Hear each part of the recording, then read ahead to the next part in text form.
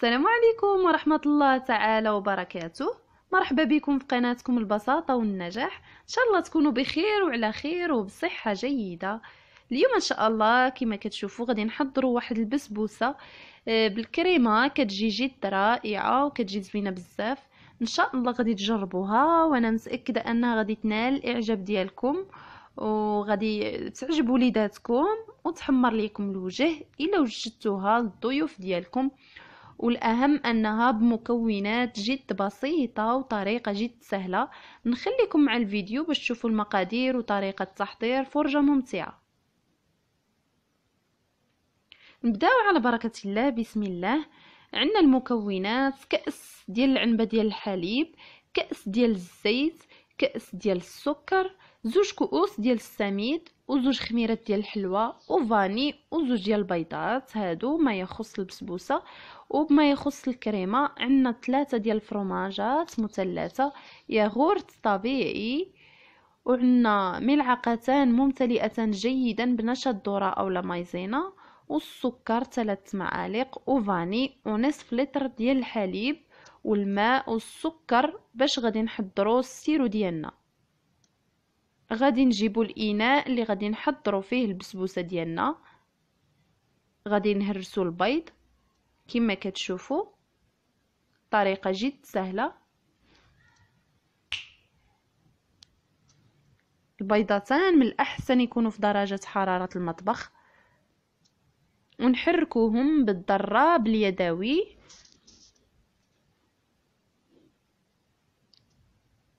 طريقه سهله كما كنحضروا اي بسبوسه. وغادي نضيفوا ليها السكر ما يعادل، قلت لكم كأس ديال العنبه ما يعادل 100 غرام، وفاني، خنيشه ديال الفاني. تقدروا ديروا فاني سائله الا كانت عندكم، ماشي مشكل. واكيد ما تنساوش رشه ديال الملح.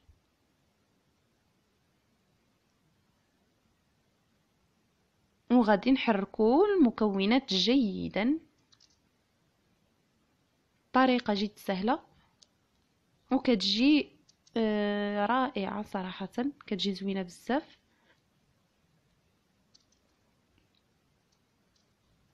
غادي نحركوهم. من ينسجم داك السكر مع البيض غادي نضيفوا باقي المكونات. غادي نضيفوا الزيت ما يعادل 100 مليلتر، كأس ديال العنبه ما يعادل 100 مليلتر ديال الزيت. ان شاء الله غادي نطرق لكم في واحد الفيديو باش ندير لكم به العبار، حيت طلبوا مني واحد زوج اخوات العبار بكأس العنبه. شحال كيكون بالعبار ديال الغرام وشحال بالمليلتر. وغادي نحركوا الخليط ديالنا، البيض مع السكر مع الزيت مع ديك الفاني ورشه ديال الملح. وغادي نضيفوا الحليب، كأس ديال الحليب ديال العنبه ما يعادل 100 مليلتر. الحليب ماشي سخون وماشي بارد، يعني عادي الحليب درجة حرارة المطبخ حتى هو. وغادي نحركوهم جيدا بالخلاط اليدوي. وغادي نضيفوا السميده ديالنا، زوج ديال الكؤوس حتى هما ديال العنبه، وتقريبا ما يعادل 250 غرام ديال السميده ديال الحرشه العاديه اللي كنديروا بها الحرشه.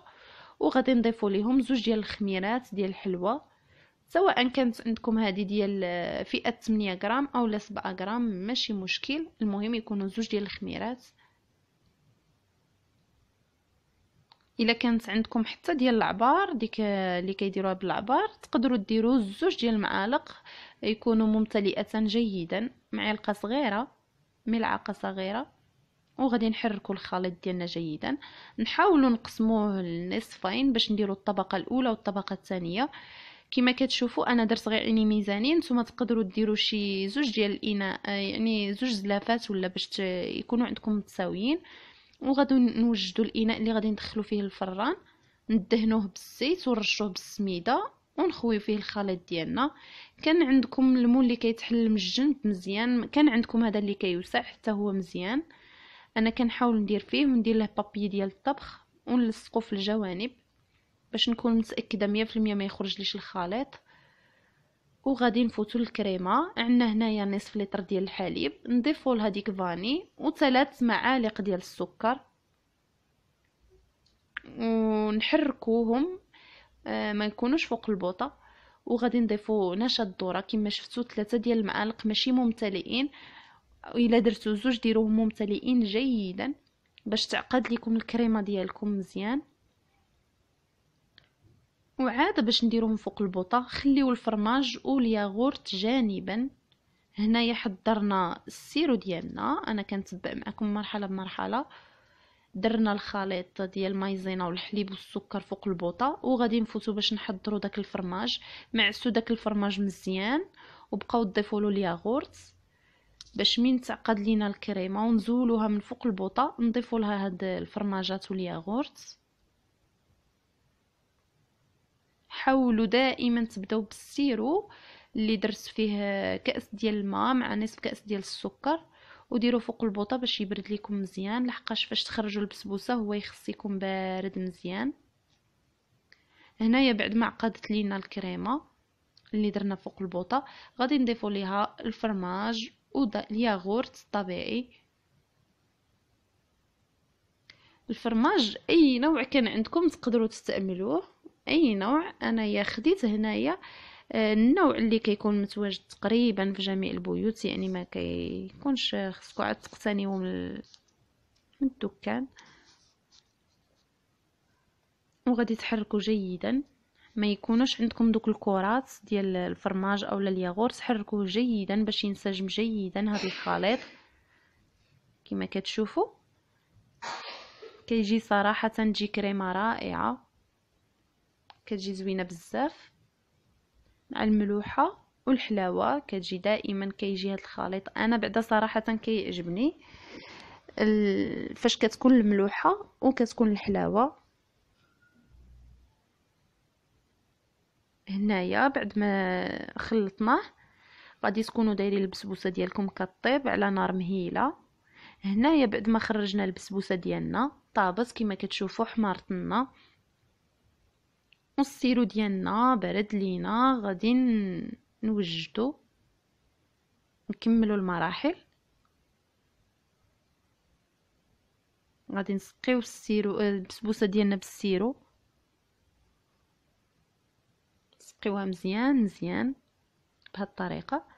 حاولوا ديروا في الجوانب ديالكم باش تكون رطبه، فاش تجيو تقطعوها بالسكين تجيكم سهله، خصوصا مع الكريمه. ضروري البسبوسه تكون شاربه مزيان،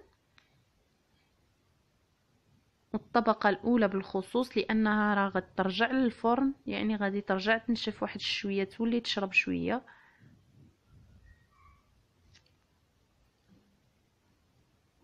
هاد السيرو ديالكم حتى هو تقدروا تنسموه بفاني، يعني تضيفوا له فاني او لا تخليوه غير بالماء والسكر اللي بغيتو. هنا بعد ما تشربات مزيان غادي نضيفوا ليها الكريمه ديالنا كما كتشوفوا عاقده. هذا هكا القوام ديالها خاص يكون. هنا راها ما برداتش كاع بزاف، باقيه سخونه.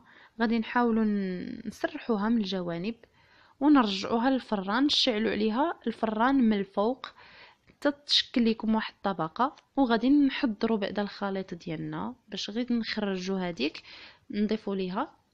هنايا الخليط ديالكم الاول اللي قسمناه ديال البسبوسه غادي يكون ثقيل لكم شويه. غادي نحاولوا اننا نديروه نجريوه شويه. ضيفوا شويه ديال الحليب، ملعقه ديال الحليب، وانتم كتضيفوا بالملعقه حتى يبان لكم الخليط ولا جاري كيف ما كان في الاول. ما خاصش يكون ثقيل، خاص يكون جاري الخليط. والسيرو ديالكم حداكم باش هو تسقيو به. هنا بعد ما خرجنا الكريمه كتكون تشكلات واحد الطبقه حمراء، ضروري ما تكون تشكلات ديك الطبقه. غادي نضيفوا الخليط ديال البسبوسه. حاولوا ديروا فوق الملعقه باش ما يدخل لكمش الخليط فوق في الكريمه.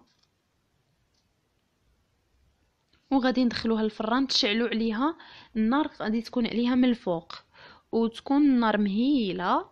ومن طيب سقيوها بالسيرو ديالكم وزينوها. التزيين كيبقى اختياري على حسب كل وحده وشنو متوفر عندها في المنزل ديالها.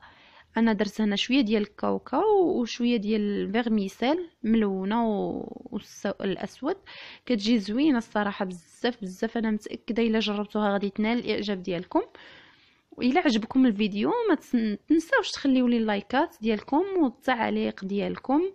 واللي باقيين جدادين معنا كنقول لهم مرحبا والف مرحبا في القناه ديالكم، القناه اللي كتضمن كل ما هو بسيط وناجح 100%. وكنقول لكم مرحبا والف مرحبا. ما تنساوش تشتركوا معنا وتبارطاجيو الفيديو مع الاصدقاء ديالكم.